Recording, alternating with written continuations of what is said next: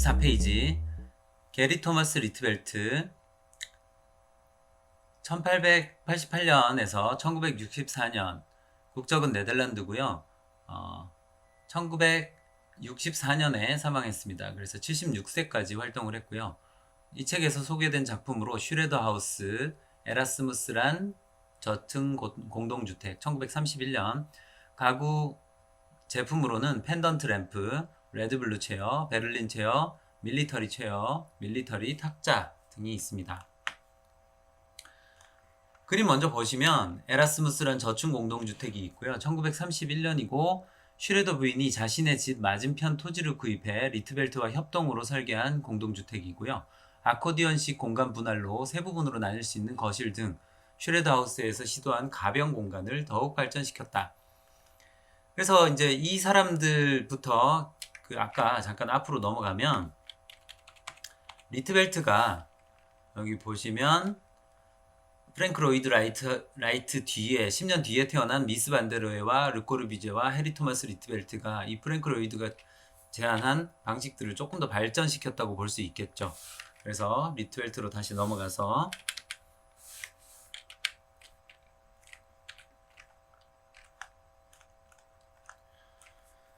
에라스무스란 저층 공동주택인데 아코디언식 공간 분할로 세 부분으로 나눌 수 있는 거실 등 이런 것들이 있어요. 그래서 조금 더 이제 뒤에 가서 살펴보도록 하고요. 이게 보면 공간들이 뭔가 이렇게 좀 나눠져 있는 느낌이죠.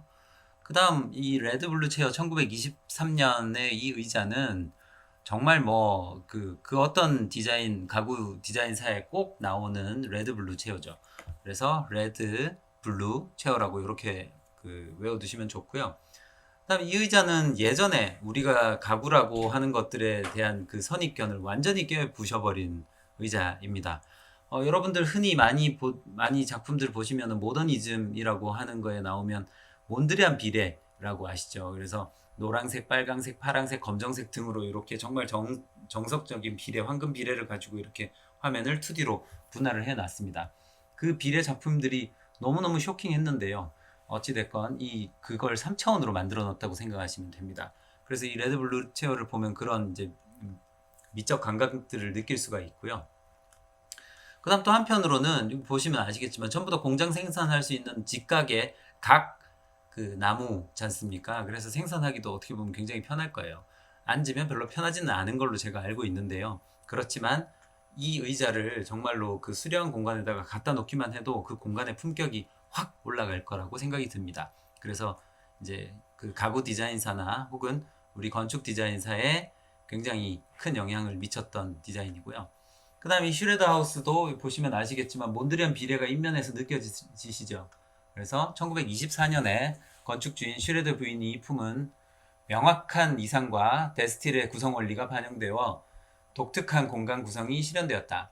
인테리어의 중심에는 레드블루 체어가 놓여 있다. 이 집 안에 레드블루 체어가 놓여 있으면 굉장히 어울리겠죠. 이것도 바깥에도 이런 디자인의 모습인데 안에 들어가도 이렇게 돼 있는 거죠. 해리 토마스 리트벨트는 1917년에 가구 작가로서 공박을 차렸다. 느낌이 오시죠? 그래서 1919년 리트벨트는 화가이며 시인, 건축가인 테오판 두스비르흐를 만나 데스틸의 동인이 되었다. 이 데스틸이 굉장히 유명한 이제 그 예술사의 디자인사에 나오는 어떤 흐름인데요. 데스틸은 디스비르흐가 1917년에 창간한 잡지와 운동 그룹의 명칭으로 이들은 빨강, 파랑, 노랑의 3원색에 검정과 흰색만 사용하고 비대칭성이나 각 요소의 독립성을 선이나 면으로 구성함으로써 순수한 추상을 지향해 나갔다. 미술사에서도 그렇습니다. 이 순수한 추상이 나오기 전에는 대부분의 미술 작품이라는 게 뭐 누군가의 얼굴을 그렸다거나 멋진 경치를 그렸다거나 그다음에 뭐 정물이나 사과나 동물, 곤충 뭐 이런 것들을 그렸는데 이 순수 추상 작품은 그렇습니다. 몬드리안 작품 아시잖아요. 보면 정말 아무것도 없어요. 그런데 이 비례 가지고 그냥 이렇게 봤을 때 아름답거나 차분하거나 혹은 여러 가지 새로운 세상을 상상할 수 있는 그런 여지를 제안합니다. 그래서 이 순수 추상 작품을 지향해 나갔는데 이 리트벨트는 데스틸의 데스틸과의 만남으로 혁신적인 작품들을 발표하기 시작하는데 1923년에 레드블루 체어를 디자인하고 1924년에는 슈레더 하우스를 준공했다. 그는 1925년에 건축가로 독립해서 설계사무소를 꾸렸다.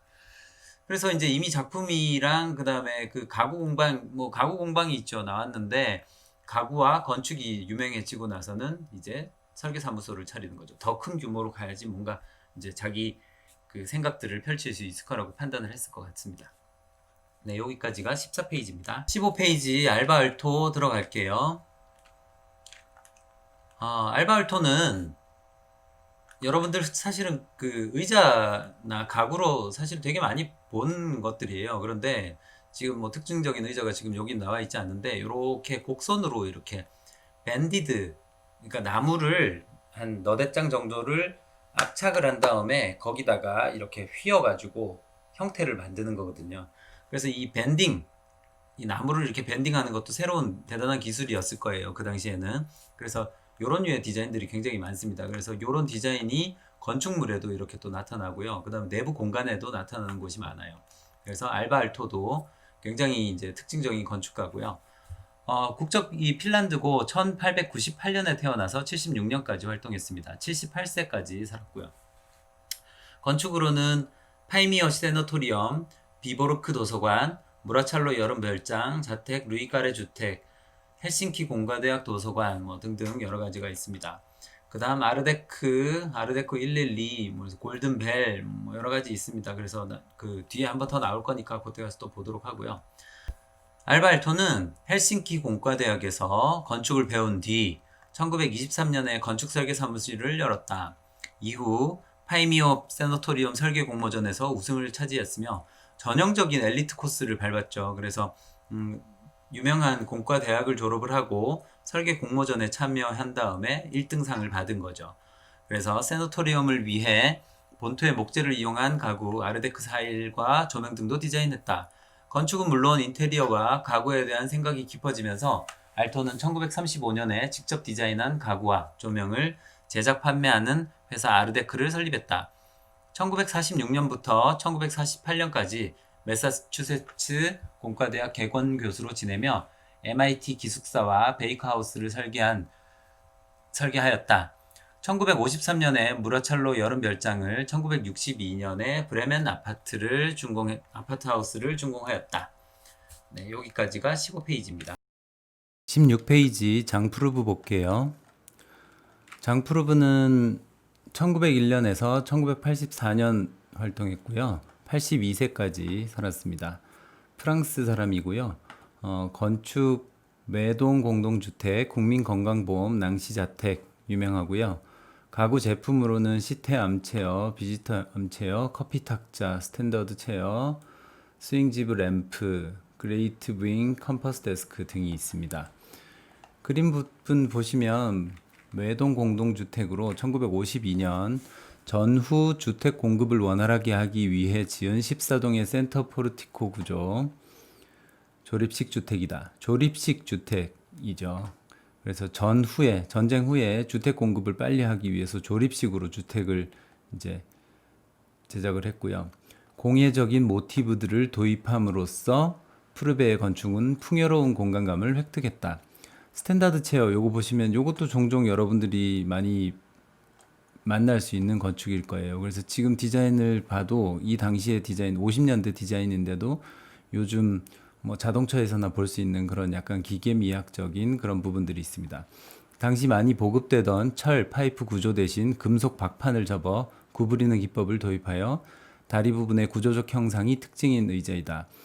이 독특한 형상은 이후 그의 건축에서 기둥 형상에 때때로 나타난다. 그래서 그 건축에도 보면 이런 부분들이 굉장히 좀 비슷한 부분들이 있어요. 낭시 자택 54년 차가 올라갈 수 없는 경사면 대지에 미리 완성된 부분들을 조립해 집을 완성했다. 인테리어를 구성하는 가구나 조변까지 모두 푸르베가 직접 디자인해 생산했다. 장 푸르베는 철공예가인 에밀 로베르의 아틀리에에서 견습 생활을 거친 후 1923년에 독립하여 낭시에서 최초의 아틀리에를 꾸몄다. 1929년 가구 제작을 시작했으나 1930년에는 마에스테방 르꼬르비제, 샤를로트 페리안과 함께 현대예술가연맹 UAM을 창립했다. 1944년에는 장프르베는 낭시 시장으로 선출되었고 1947년에는 낭시 외곽 막세비유에 큰 아뜰리에를 세웠다. 1950년 마르세유의 유니테 다비타시용을 위해 금속재 마루 구조, 계단, 부엌 및 모델하우스용 가구를 제작했고 1952년에는 공업화 양산주택인 외동 공동주택, 1954년에는 낭시에 자택을 지었다. 그래서 전후에 전시 상태나 아니면 긴급한 상황에서 대량으로 주택을 생산하는 그런 어떤 최초의 시도였다고도 볼 수 있는 그런 부분에서 의미가 있는 것 같습니다. 여기까지 16페이지였습니다. 페이지 아르네 야콥센 들어가겠습니다. 아르네 야콥센은 국적이 덴마크고요. 1902년에서 71년까지 활동했습니다. 사망은 71년 69세로 사망했고요. 이 책에 소개된 작품으로는 미래의 집, 쇠올름 공동주택, 로얄 SAS 로얄 호텔, 가구 제품으로는 엔트체어, 시리즈 3000 AJ 로열 에그체어. 이 유명한 에그체어 아시죠? 그 계란처럼 생긴 의자요. 그다음 스완체어, AJ 탁자 스탠드, AJ 플로어 스탠드, 유리 그릇, AJ 디스커스 커틀러리 손잡이 등등이 있습니다. 그래서 이거 보시면 요 에그체어 1958년에 가구이면서 동시에 건물의 공간 분할 기능을 겸한다. 의자에 앉으면 머리 양옆은 헤드레스트로 덮여 몸 전체가 달걀에 둘러싸인 느낌을 준다. 에그체어는 넓은 로비 안에서도 안정감을 가져다주는 공간을 연출한다. 우리 그 학교에 신텍스의 로비 보면은 요 에그체어 있죠. 그래서 한번 꼭 앉아 보시고요. 이 그 로비 같은 공간은 굉장히 퍼블릭한 공간이잖아요. 그렇기 때문에 어떤 의자를 갖다 놔도 거기에 앉으면 통상적으로는 굉장히 산만한 느낌이 들 수 있어요. 그런데 이 에그체어는 그렇게 열려있고 큰 공간, 그 다음에 심지어는 시끄러운 공간임에도 거기다가 갖다 놓으면 거기에 딱 들어가서 앉으면 이 헤드레스트, 머리가 이렇게 가려지기 때문에 굉장히 오롯하고 안정감을 받게 됩니다. 그래서 에그체어가 이렇게 해서 유명하고요.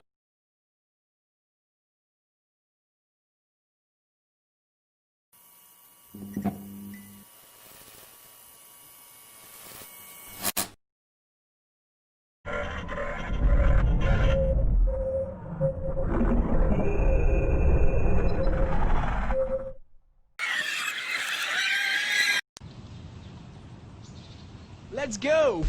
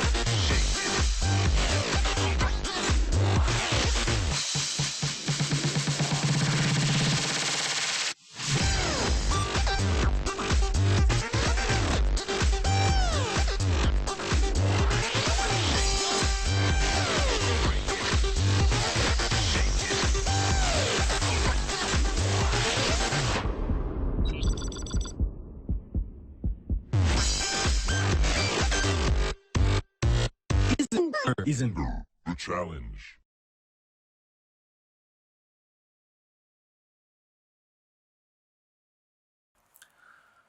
다음 쇠얼른 공동주택 1950년 전통적인 북유럽의 벽돌을 이용했으며 야콥센 또한으로 이주하여 사망할 때까지 지냈다. 하얀 벽 위주의 모더니즘 양식에서 탈피해 북유럽의 소재로 회귀했다는 점에서 알바알토와도 이어진다.